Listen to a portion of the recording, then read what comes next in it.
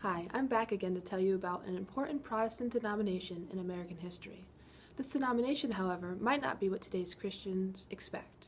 You see, every year Outreach magazine puts out an article on the top 100 churches in the United States, and of those 100, only 3 are from the denomination that I want to tell you about. The top 10 churches from this list have an average weekly attendance ranging from 21,000 to 35,000 people. In total, these 10 churches reach almost 250,000 Americans each week.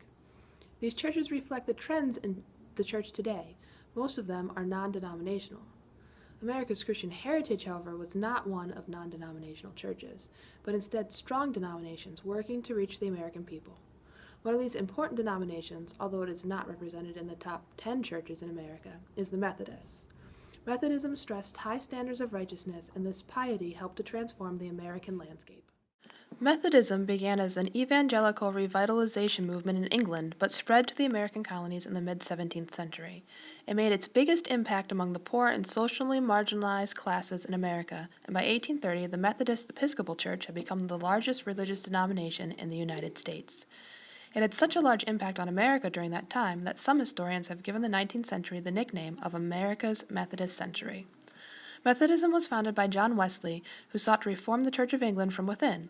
In 1729, John joined his brother Charles at Lincoln College in Oxford. The two met with a group of students who were dedicated to frequently taking communion, serious Bible study, and regularly visiting the prison in Oxford.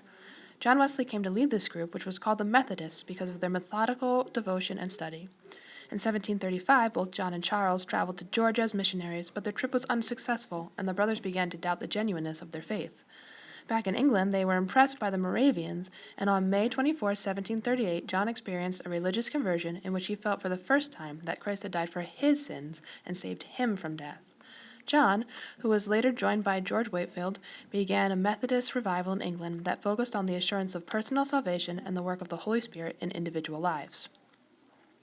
Methodism was brought to America by Irish immigrants who had been converted by Wesley, and then, more importantly, by preacher Francis Asbury, who was sent by Wesley and arrived in America in 1771. Asbury sought to adapt the Methodist message to the Americas. One way that he sought to do so was through the use of itinerant preachers or circuit riders. When the Second Great Awakening broke out, Asbury and the itinerant preachers embraced the camp meetings. These meetings became highly organized and emphasized a conviction-conversion scheme of personal religious experience. Circuit riders were especially devoted to spreading the Christian message even to the most inhabitable of the American frontiers. Asbury himself was a famous circuit rider who continued to ride his circuit even when illness made him so sick that he had to be tied to the saddle. Another circuit rider was Peter Cartwright, who devoted 60 years of his life to the Methodist Church, preaching almost 15,000 sermons. In addition to preaching the gospel, circuit riders also distributed Bibles, hymn books, and other religious literature. By the death of Asbury, Methodists in America had increased from 1 in every 5,000 to 1 in every 40. In addition, Methodism grew among African Americans. The African Methodist Episcopal Church, founded by Richard Allen, was one of the first and most important African American churches.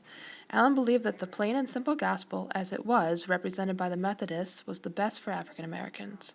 Since Methodist doctrine was easy to understand and the denomination stressed discipline and regularity, it quickly grew in African American society. The simple message, strict personal piety, and heavy emphasis on missionary work greatly impacted the United States. Thousands came to the Lord through the work of Methodist preachers and circuit riders. While today there may not be huge Methodist megachurches, the impact of this denomination cannot be overlooked.